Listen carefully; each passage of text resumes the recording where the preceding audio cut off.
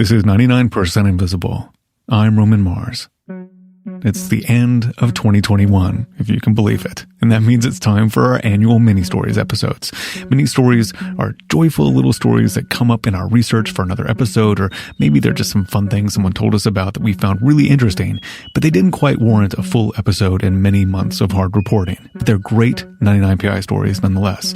I love them because I get to interview my colleagues and get told great stories all day. Sometimes I know a little bit about what each producer is going to talk about, but sometimes I know nothing, which is very fun. This year, in addition to the staff that you know and love, we have some stories from special guests. Some friends of the show will stop by. This week, we have stories of controversial sports logos, copious amounts of geese poop, odd Olympic events, and modernist penguins. I mean, come on, that's a list of stories right there. Stay with us.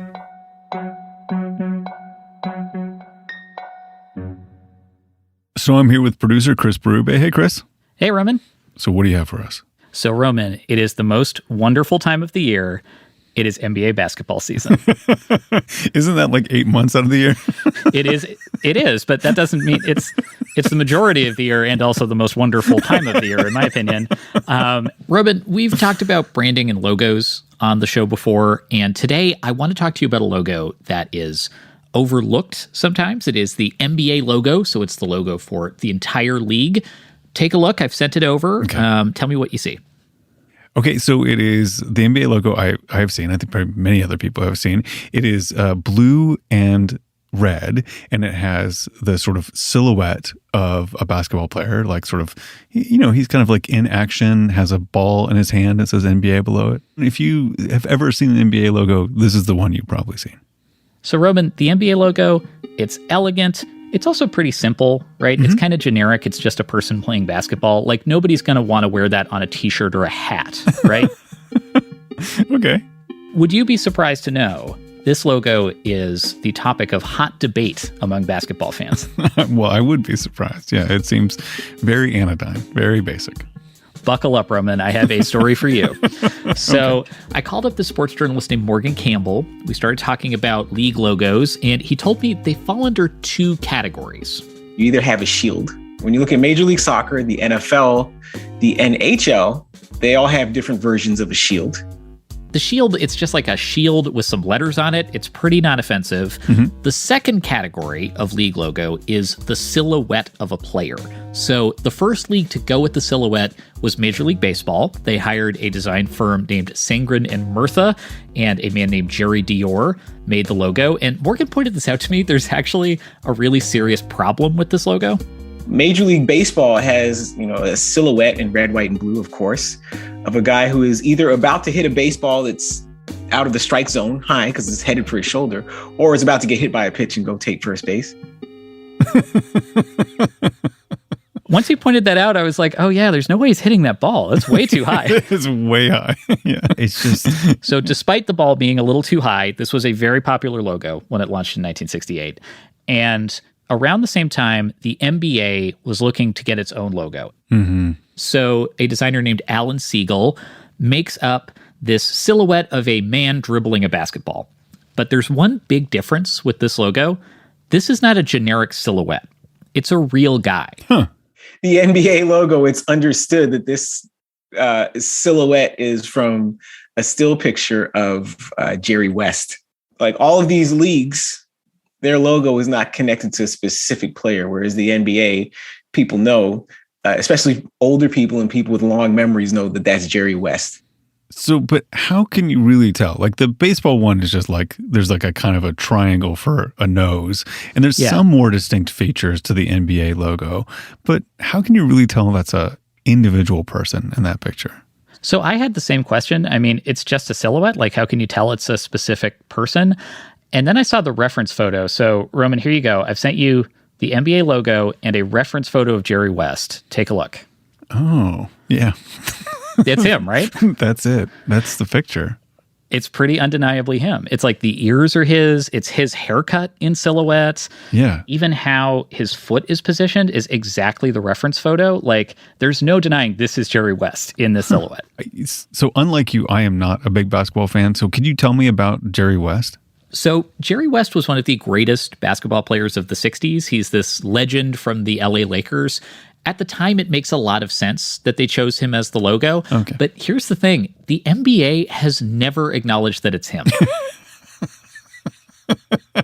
I mean, probably for good reason, like for legal reasons, yeah? Yeah, I assume they don't want to pay Jerry West royalties or admit that they based it on a real guy. So they've actually never admitted that it's him. But every basketball fan knows that it's him. Like, Jerry West gets approached on the street by children who are like, "You're the NBA logo." His nickname is the logo now. Even though he's not officially the logo. No one claims him officially as the logo, but he is called the logo. Exactly.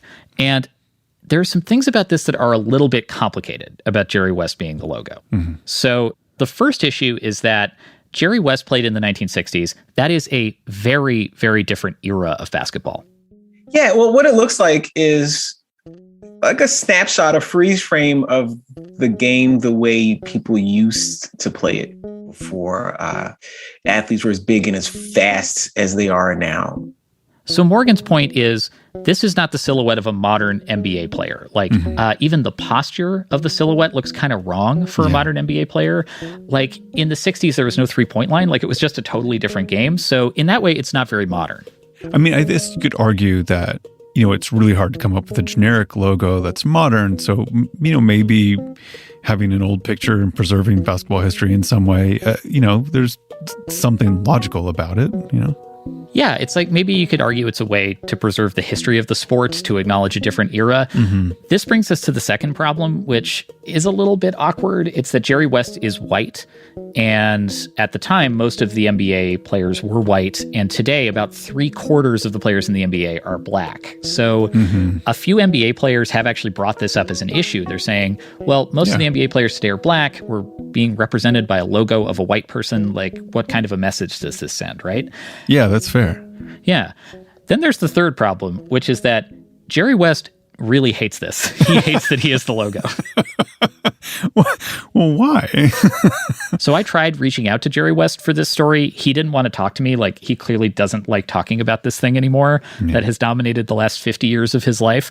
But he did talk about it on ESPN a couple of years ago. I wish that had never gotten out that I'm the logo. I do, really. Why? It's the best nickname ever, really by do. the way. And I've said it more than once. And, it's flattering if that's me. And I know it is me. Yes. But it is flattering. And but if I were the NBA, I would be embarrassed about it. I really would. Why? Because I don't know. I just say, I don't like to do anything to call attention to myself. And when people say that, that's just not who I am, period. Wow. And if they would want to change it, I wish they would. In many ways, I wish they would. Oh, wow. So he wants them to change it. I mean, you really hear some pathos in his voice there. That's really interesting. So is his wish ever going to come true? Are they going to make that happen? So probably not. And here's a big part of the reason. Nobody can agree what player should replace Jerry West on the logo. If you're going to stick with the silhouette type logo, there is no consensus choice. The one thing basketball fans do better than anyone on this planet is just argue over stuff. Just argue over stuff. Is LeBron better than Jordan? Does Steph Curry deserve to be considered alongside LeBron and Jordan and Magic? So imagine the moment you say we're taking Jerry West off of the logo and looking for a new player to put on the logo, like NBA fandom, NBA Twitter, all of them would implode within 10 minutes. I mean, I guess you could do Michael Jordan because that's the closest you have to a consensus choice. But he already has this iconic silhouette that is used to sell sneakers. So that feels like it's a non-starter. I mean, you could do a generic silhouette, but the problem with that is it kind of feels like the horse is out of the barn. Like, that would make people really upset. Like, basically any choice would make a lot of people really angry. That makes sense to me. That's just the way people argue these days. I mean, did Jerry West have some kind of suggestion? So he's joked about it. He suggested it should be the commissioner of basketball, Adam Silver, which means it would be a person in a suit. And that's, I mean, look, that's a terrible choice. I don't want to suggest that Jerry West is wrong here, but Jerry West is wrong here. It should not be Adam Silver, the commissioner of basketball. I agree with you. But recently, one player has kind of emerged as a fan favorite to become the new logo. It's Kobe Bryant. Bryant died in a helicopter crash last year at the age of 41, and soon after he died, this petition appeared online to make him the logo. About 3 million people have signed it at this point. Bryant's widow is on board. Lots of NBA players support the idea. However... Yeah. No, I think I know what this however is about. Yeah, his legacy is complicated. You might remember Kobe Bryant was accused of sexual assault in 2003, and the charges were dropped, but he was sued in civil court, and he settled out of court and issued a public apology. So, I mean, there's certainly no perfect candidate, but Kobe Bryant would make a lot of people mad if he was the choice for the NBA logo. For sure. So I guess the other option is they could, just have the shield style one like the NFL or the NHL. I mean, other leagues do that. Why not do that? Yeah, I actually mentioned this idea to Morgan, and he was like, no way, let's not do that. And his reason is something that's cool about the NBA is that you do get to see players' personalities. And so, I mean, the difference between the NBA and the NFL is that the NBA, like, you can see the players' bodies, you can see their faces, you can see their facial expressions. And the sport itself allows for a lot of individual expression, whereas all that stuff is, one, impossible to see in the NFL because players wear helmets, and two, because of the rules, like any type of individual expression and spontaneity is frowned upon. That's taunting. How dare you feel good about having made a play? Roman, do you know what some people call the NFL? No. The no fun league, because players are not allowed to really show their personality. But the NBA, it's like they wear outfits before the games. They are allowed to taunt each other. They're like, it's just really fun. That's a big draw of the sport for me.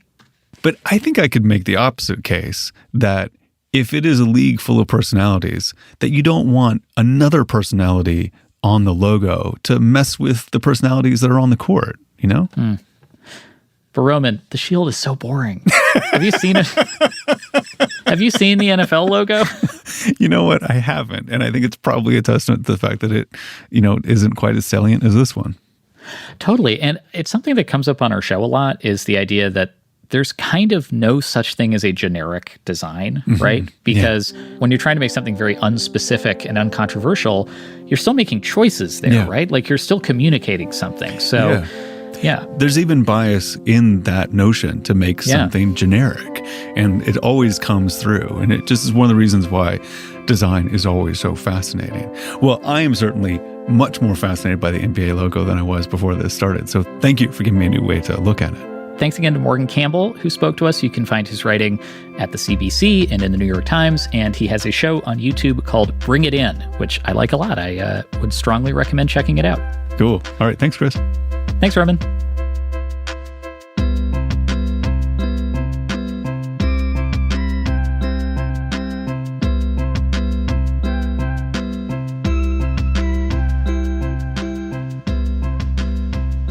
So I'm talking with popular science writer Mary Roach, author of such books as Stiff, Gulp, and Packing for Mars. Her most recent is the bestseller called Fuzz, When Nature Breaks the Law. It's all about the unpredictable and fraught interactions between humans and wildlife. And it's so much fun. It's so engaging. And like all of your other books, it's full of footnotes, which I particularly love. Can you tell me how you use footnotes, why you use footnotes, and what do they do for you in the text?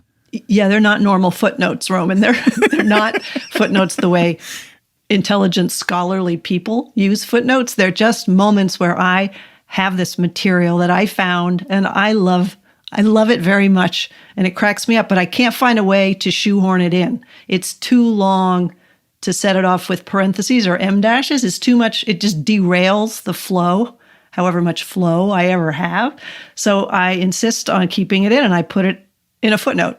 And my editor, I think initially she didn't realize what they were. She was going to put them at the end of the chapter. I'm like, no, it's not that kind of footnote. I think she, like most people, was just skipping them. But anyway, she agreed that we could put them on the page. And it's just material that is hilarious or bizarre, or it's just me being self-indulgent and wanting that material in there, even though it doesn't really fit. And I personally love them because they are like a window into your mind, which is a mind I enjoy spending time with. They're definitely that. The footnotes are really like kind of an analog to how we do mini stories at the end of the year. They're just joyful little asides that don't constitute a book or a chapter or even a paragraph in the main text, you know? They're just kind of like their own thing. Yeah. And so I was hoping that in our mini stories episode, you could share with me one or two of your favorite footnotes from the book and the context for how they both like maybe fit in or didn't fit in to the main part of the text of Fuzz. I would love to. Okay. This one has to do with Canada geese. And I was originally going to have a Canada goose chapter. I was going to learn to be an egg addler, which we don't need to get into right here. But egg addling, it isn't done very much anymore. I couldn't get trained as an egg addler. I know you said you didn't want to get into it, but could you just quickly tell me what an egg addler is? Yeah, sure. If you take an egg and a goose egg, say, and you shake it or you coat it in oil, there's another way to do it. It kills the little embryo inside. So people who want to get rid of Canada geese in a humane way will practice egg addling. They shake the egg, but you have to be sure that it's not far enough along that the embryo is considered more goose than embryo. So it's kind of goose abortion in a way. And people have done a lot of work looking at, if the egg floats, it means there's more air than goose. So it's okay to addle it. So, but it's a lot of work because of the bucket of the water and floating all the eggs to make sure it's a humane killing. And also the geese come at you pretty angrily. You have to carry an umbrella and open up the umbrella at them to scare them away. So you kind of look like, isn't there a Batman character? The penguin. Yeah, sure. The penguin. Yeah. So that appealed to me, that whole scenario with the umbrella and the bucket and the eggs. But I couldn't find anyone to train me, so the whole chapter is gone. The Canada geese, but I have trouble letting go of the Canada geese. So I have a part of the book where I'm talking to someone at the Vatican about, do we have the right to destroy animals, and for what reason? Like, at what can you call certain animals a pest and then ethically kill them? It's this conversation with this poor guy, the Pontifical Academy for Life, who doesn't really understand why he's having to have this conversation. Anyway, we're talking about Canada geese, and I'm saying, what is their crime? Mm-hmm. They crap. That's it. That's the only thing. They're not harming anyone. They're not posing a danger. They crap on lawns, and golf courses, and so maybe we should get rid of golf courses and not geese. Anyways, this whole conversation with this poor guy. But here's the footnote, because I'm saying, what is their crime? They crap a lot. Canada geese crap a lot. And then here's the footnote. Okay. But not as heavily as the internet would have you believe. Goosebusters has them extruding 3 to 4 pounds a day. The geese police superintendent at the National Mall in Washington, D.C. claims 2 to 3 pounds a day per goose. A Boston city councilor, quote, as much as 3 pounds per day. The Canada Goose fecal smear campaign appears to have hit its zenith in New Jersey's Montclair Local newspaper. Quote, an adult Canada goose can weigh up to 20 pounds and defecates more than twice its weight daily, unquote. That would be 40 pounds a day coming out of a single goose. That is how much a horse makes. The reporter cited the USDA. A contact at their National Wildlife Research Center Public Affairs Office steered me to the USDA Geese, Ducks, and Coots fact sheet, which gives a daily total of 1.5 pounds. The author of the USDA fact sheet got his information from a Virginia Tech University Cooperative Extension goose fact sheet. That fact sheet says studies have shown, but does not cite any studies. A Google Scholar search brings up just one researcher, B.A. Manny, who actually went out and weighed some turds. Manny's finding, the average total wet weight of a Canada goose's daily droppings is just 1/3 of a pound. So where did Virginia Tech get the 1.5 pound per day figure? The author did not reply to multiple emails, and so it remains a mystery. Poundage aside, the Canada goose is a frequent crapper, 28 times a day on average, Manny found. In related research, a Canadian team reports that, quote, sleeping geese sometimes produce small piles of droppings. You're doing God's work, Mary. So do you want to set up the second footnote from Fuzz that you have for us? So the other footnote I want to share is kind of related in that it's another instance where I'm trying to get to the bottom of something and they won't call me back. They won't write to me. It's dealing with public affairs people and publicity people and that constant struggle to get people who understandably don't want to talk to me. I get that a lot. Okay, this has to do with around the time of World War II, there were a number of poisons that the National Defense Research Committee, they were working with the Wildlife Research Laboratory. They were looking for new rat poisons, and they were trying out some of the poisons that the government had experimented with for human warfare. One of them was ricin, but the code name for ricin was Compound W. And so I'm familiar with Compound W as a wart remover, and I was curious whether the Compound W people knew that this was a code name for ricin, whether that mattered to them, whether possibly it was an in-joke. Anyway, I had a lot of questions for these folks at Compound W. And here's the footnote. Did the makers of the wart removal product Compound W realize this when they named their product? I don't know, because Prestige Brands, which owns Compound W, doesn't return calls, and their online media query form is a dead end, and they are not on Twitter. But while we're on the topic of inappropriate names, let's consider Prestige Brands, because here are some more of their Prestige brands. Fleet Enemas, Nix for lice, Beano for flatulence, Uristat, Nostrilla decongestant, Summer's Eve douche, Boil Ease, Effordent denture cleaner, and Boudreaux's butt paste. Those are all Prestige brands. Yeah. That's my favorite footnote. All probably fine products that do their job well. They probably do that quite prestigiously. It's kind of like if Mary Roach owned a product company, a corporate product company, that's what it would sell. It's kind of, I mean, I have a real affinity for these people, even though they won't get back to me. Well, maybe next time they will. Yeah. So thank you so much for giving us a guide through your footnotes. And if you want to read, the accompanying text that that encircles these footnotes, the book Fuzz is so great. I enjoyed every minute reading it. So thank you so much for writing it and for coming on the show. Thanks so much, Roman. I always enjoy it.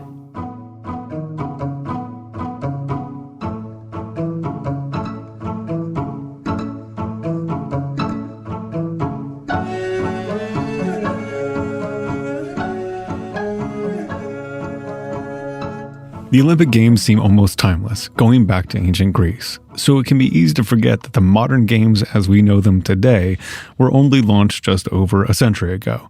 Kurt Kolstad is here with some lesser-known modern Olympic history from when the games were still being shaped into the international event we know today. That's right. And to get things started, Roman, I'm going to have you read the first stanza of a poem. It's titled Ode to Sport, and it was written in 1912, 16 years after the first modern Olympic Games. Okay, here it goes. O sport, pleasure of the gods, essence of life, you appeared suddenly in the midst of the gray clearing which writhes with the drudgery of modern existence, like the radiant messenger of a past age, when mankind still smiled, and the glimmer of dawn lit up the mountaintops and flecks of light dotted the ground in the gloomy forests. Well done. That was excellent. So, other than them having a really dim view of the modern condition, what is that poem about? Well, see, it's not just any poem. It's an Olympic poem. Mm-hmm. And I don't mean that it's a poem about the Olympics. I mean, it literally won an Olympic gold medal for literature. Okay. Okay. I mean, I don't know about every sport in the Olympics, but I'm pretty sure literature is not one that I'm familiar with at all. Yeah, you're right. And nobody is today, for the most part. But for decades, the Olympic Games actually did include competitions that fell under these 5 main artistic categories. And one of those was literature. And so, because I only think of them as sporting events and decathlons and pentathlons, how did literature find its way into the Olympics? Well, it started with a person who was broadly credited with launching the modern Olympics, Pierre de Coubertin. And he was this French aristocrat who advocated for and then ultimately organized the International Olympic Committee, which is still around today. So he's at the forefront of Olympics in general, and that committee decided to host the very first modern International Olympics in 1896. And they chose Athens as the host city, which was, of course, a nod to the ancient Greek Olympics. So the first modern games in Athens, they did both feature like sports and arts like that? Well, not quite yet. The very first set of games was basically what you'd expect. It had sports like swimming and weightlifting and fencing. But then after we'd had a couple of good, successful games, all centered around sports, Coubertin sprung this idea on the IOC in 1906. He basically was like, here we go. Like, why don't we also add these arts categories I've been thinking about? And those were architecture, literature, music, painting, and sculpture. Oh, architecture. Now we're cooking on gas here. Right? Okay, keep going. And so these architects and other artists participating in this new, quote, pentathlon of the muses, unquote, were supposed to be amateurs, much like their counterparts competing on the sports side. It all seems like a pretty big departure from, what I think of as the ancient Olympics. Were those always centered around sports too? I mean, they were for the most part, but there were some ancient Olympic competitions for music or singing or even what's called heralding, which I gather just involved announcing things really loudly. I don't know. And so Coubertin kind of referred to that in his arguments for including the arts in the modern Olympics. And he wrote, quote, "In the high times of Olympia, the fine arts were combined harmoniously with the Olympic Games to create their glory. This is to become reality once again," end quote. And I find this part strange for some reason. All of these artistic entries were also supposed to be related to sports. Which, I mean, the poem you had me read at the top was like that. It was about sports. I mean, I don't know if you were judging all poems equally, if one about sports would necessarily win the gold medal. But when it comes to poems in the Olympics during this era, they had to be about sports, correct? Yeah, exactly. So it was kind of limiting. And so in the realm of architecture, for example, contenders submitted stuff like athletic stadiums and sporting complexes and playing fields and swimming pools and even ski jumps. And some of those pieces were published during the Olympics, like that's where they kind of first appeared, but others were actually built structures like out in the world. So they were judging actual built structures. It's not just like, how did you bring your building to Athens? Like, how did that work? Right. So in most cases, whether or not the thing was built, they relied on renderings. Mm-hmm. But there were exceptions. So in the 1928 games in Amsterdam, there was this Dutch architect who won the gold medal for the stadium that was being used in those Olympics. Talk about a home field advantage. Right? I mean, it does seem like it being there maybe could skew the judges a little bit. But the crazy thing is, by this time, there were a lot of submissions. Like that year alone, there were over 1,000 works of art submitted in all these different categories. Wow. It's kind of amazing to me that there was this period of time where there were that many submissions and it was that big a part of the games. But no one knows about this period of time in the Olympics history. Right? I didn't either. I mean, I went to architecture school. You'd think that they would teach you about the Architectural Olympics. But no, they've kind of faded from memory. But for a long time, they were really a big deal. And the IOC even got to the point of adding new subcategories within the arts, like orchestra and dramatic works, even town planning. Yeah, right? And so these creative competitions grew popular, and one side effect was that they started to naturally draw in people who were more like aspiring professionals and even veteran creatives. And some of these participating artists were even selling their artworks during the games. Well, that seems to be somewhat in the violation of the spirit of the games, just to use it as a showcase for selling your work. It's like a big gallery show. Right. I mean, if the act of being in the games turns you from an amateur to a professional, then that makes things kind of complicated. It does. And really this idea of amateurism was something that the IOC was pushing more and more as time went on and we were getting into the 1940s. So the arts became this natural target, right? Like it was the obvious thing that was like not being quite as amateur as everybody thought it would be. And frankly, this amateur focus to begin with was a bit of a stretch for the arts. And that architect who won the award for building that Olympic stadium, obviously he wasn't an amateur. Right. Yeah. You couldn't host the Olympic Games in an amateur stadium, with amateur adherence to building guidelines, for example. Right. Just like a rough sketch of an idea, it'll be fine. And there were other problems too. Like some artists didn't want to participate because they might lose and that could damage their reputation. And then, as you mentioned before, it's like this sports focus was pretty limiting. And so eventually, after the London Games in 1948, the IOC just discontinued the arts competitions altogether. And now there's this thing called the Cultural Olympiad, which is separate, but really the main events and the medals are for sports. I mean, that is stunning to me that it lasted until 1948. So that means that there's a stretch of 30 years or more where there were these artistic medal winners. Are there anybody that I would know of in that cohort? Most of them aren't famous people, for better or for worse. The ones I actually find most interesting are these ways in which they kind of pushed the idea of the Olympics or things that set unusual records. So for example, there was this Olympian in 1912 who won a medal for swimming while he also won a medal for sculpture. To me, that's really cool. That's wow, that's really the liberal arts of competition, right? You can win in art and sports. And then there was this winner in the arts who was 73 years old when he won. We think of Olympic contenders being pretty young, but it's in the arts, really any age can apply. Right. And then there's Coubertin himself, who won a gold medal in an arts category in the 1912 Paris Olympics. Well, wait a second. I mean, he helped jumpstart the Olympics, sort of the founder of the modern Olympics, and then he competed in the Olympics? Yes, he did. And he won his award for literature, or more specifically, poetry. Did he write that poem at the top that you made me read? That's the one. Coubertin submitted it under a pseudonym, and he won the gold. Well, I'm sure there's nothing fishy going on there at all. No, not at all. And there is this possibility that he submitted it because he wanted to make sure all the art categories were represented, the first year that the arts were included. But obviously, I can't help but wonder if he was secretly harboring a second motive.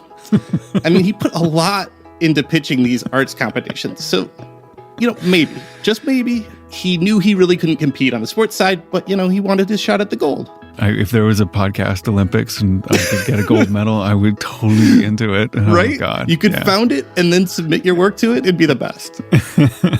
I love it. Oh, I really do love it. Well, that's so great. I want to bring this back. I would love to see, what Michael Phelps could do when it comes to designing a stadium. Right? That would be so awesome. Or how well he can sculpt. I don't know. The possibilities are endless. Well, I love imagining an Olympics like that. Thanks, Kurt.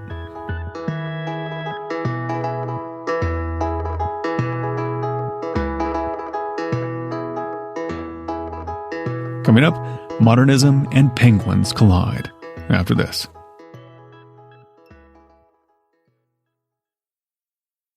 Okay, Delaney Hall, what is your mini story for this year? Well, for months, there's been this story that's been kicking around in our pitch meetings, and it is about the penguin pool at the London Zoo. Okay. And when the pool was originally built in 1934, it was this groundbreaking work of engineering. But there is also a lot of drama over the pool, which is now empty, and like big questions about what to do with it. I love the idea of drama about a penguin pool. So what is so special about this pool?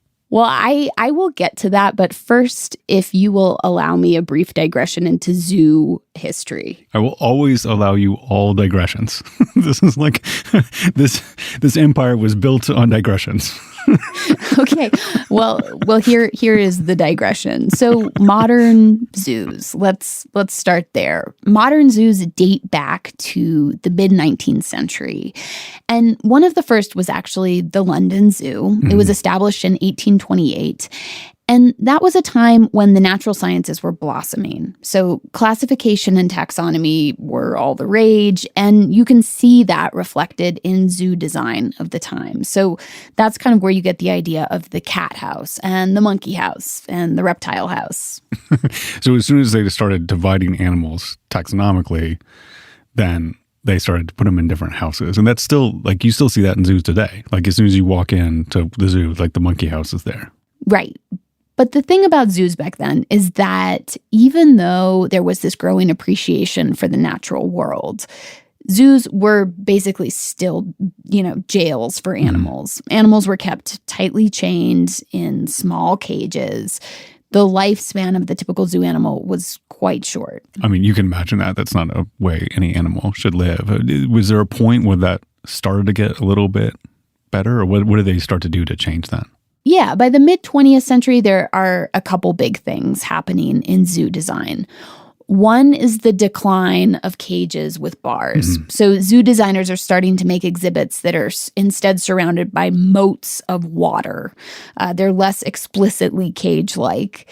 And then on the other hand, there's this other trend happening, which is towards modernist zoo design. And, here, we love modernism and all, but right. I can imagine the clash of modernism and, zoo design having some problems. Yes, absolutely. I mean, we love modernism. I don't know that animals love modernism, not super comfortable for the animals. Fair enough. So these modernist exhibits have concrete cubes and blocky sculptural elements. And there is an argument being made in favor of these new environments. Zoo designers say they're clean, they're easily hosed down, they're very sterile. But as we'll see, they're not always the friendliest spaces for animals. And that is where we get back to the famous penguin pool. So here's a picture of the pool for you to check out. Okay, so this is there's basically a pool area created. There's people observing from the second level. And then there's this sort of double helix of ramps kind of curving around each other. As a set of shapes, it's actually pretty beautiful. Yeah, it is. It is like zoo exhibit as art. Mm-hmm. But it does not look like a habitat. Right. But it was very popular when it first opened. So here's an old video clip of a reporter visiting the enclosure back in the 30s. So it's left, right, round the pool and up the plank. You see the penguins walking up and down the spirals and swimming in the shallow pool below them. Mm-hmm. And the concept was fairly clever. Like, penguins could march up and around the ramps. It gave them some room to wander. And it also brought them up to eye level with the spectators. Yeah.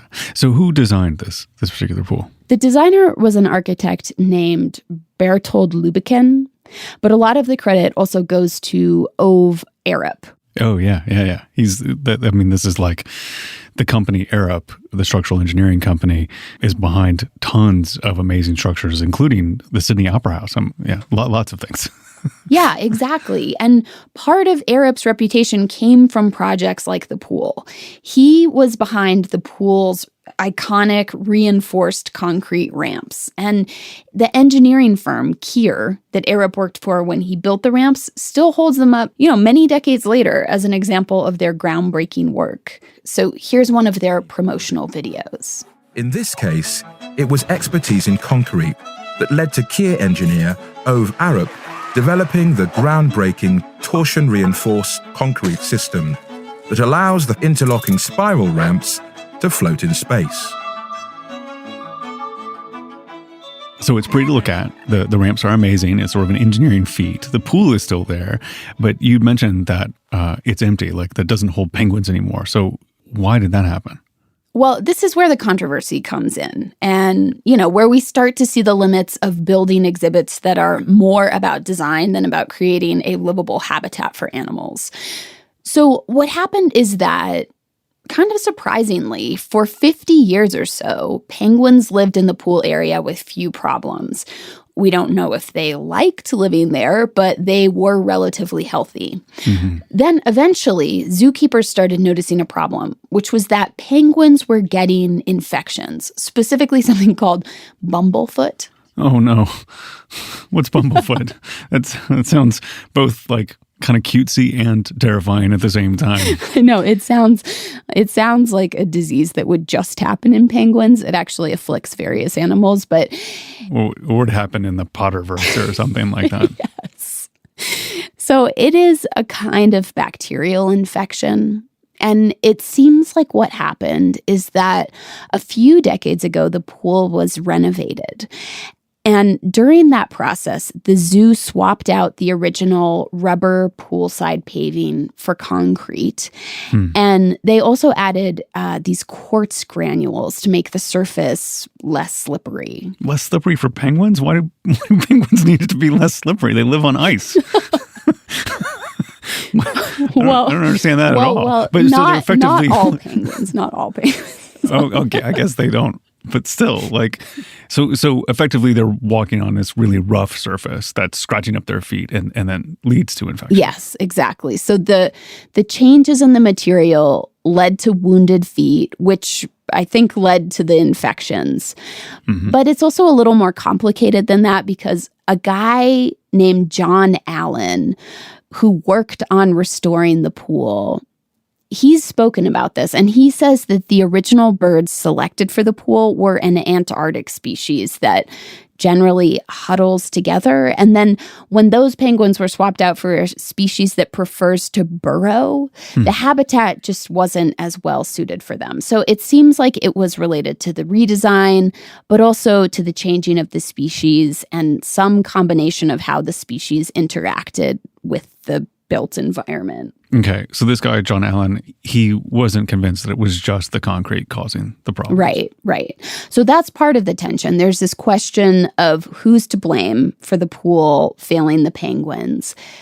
The other big debate is what to do with the pool now, because it has just been sitting there completely empty. Right. Well, I mean, presumably you just replace it with a penguin pool that actually works. Yes, exactly. You would think so. I mean, even the architect's own daughter, Sasha, has suggested they can just, quote, blow it to smithereens and move on. Okay. She says the pool has outlived its usefulness. But I can already see what's coming down the pike here because this thing is this engineering feat. It's sort of more of an architectural issue than a penguin issue. So I take it there's some preservationists out there that want to keep it. Yeah, some preservationists really want to save it. It is a historical landmark. One especially vocal London newspaper editor wrote that tearing the place down would be a, quote, act of cultural vandalism. And he called Sasha's statement about blowing up her father's pool, quote, patricidal. That's pretty dramatic. Yes. Okay, well, I guess that's what newspaper editors and opinion columnists kind of have to do for to earn their keep. But it is kind of amazing when you boil it down that this is all over a pool for penguins. Mm-hmm. And so, where do the London Zoo's penguins live now? Well, the penguins have been moved to a new penguin beach. And the beach is indicative of the latest trends in zoo design, which is, they're trying to more faithfully recreate the actual native habitats of the animals who live there. So in the case of the beach, that's a South American beach landscape with lots of plants and water. The water is deep enough for diving. There's sand that the penguins can burrow in, which is an important part of their mating ritual. ritual. And then there's rocks for the penguins, little feet to walk on instead of concrete with quartz granules. So it mimics the places these penguins actually live in the wild. Here's one of the zookeepers. The previous pool that we used to keep the penguins in beforehand was okay, but it didn't have all the new whizzy kind of exhibit, penguin-friendly adaptations we've got into this pond. Say, for instance, the old pool, you used to see the penguins swimming around. I mean, it sounds like they actually kind of settled on an interesting compromise, which is they have a penguin habitat that is actually functions as a penguin habitat. And if they want to keep those ramps around just to look at them, more power to them. I don't think it's their place. They can decide what to do with it or not, I suppose. That's true. You could put little stuffed penguins all around it and show how it used to work or something. Little animatronic penguins. Yeah, or it's like just a diorama. Yeah, they could go full New York Natural History Museum with those weird dioramas. Yeah. Yeah, but it has less to do with natural history and more to do with engineering history. And then there's a little architectural lesson as soon as you enter the zoo, which is not what most kids will expect or enjoy, but we will. Yeah, we'll exactly. like it. Just concrete, no animals. Well, thank you, Delaney. That's just a fascinating place. I had no idea. Yeah, of course. Thanks so much, Roman. As always, there's lots of images and videos of the pool at our website. It's 99pi.org.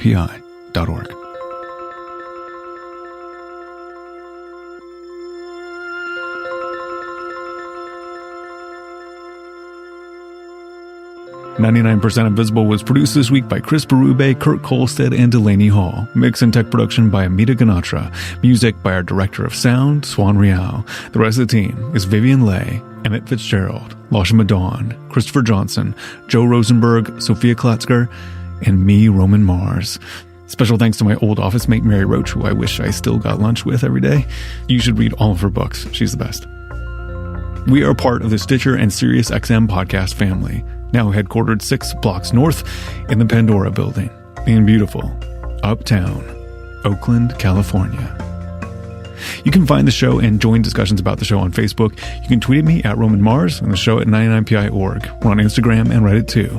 You can find links to other Stitcher shows I love, as well as every past episode of 99pi at 99pi.org.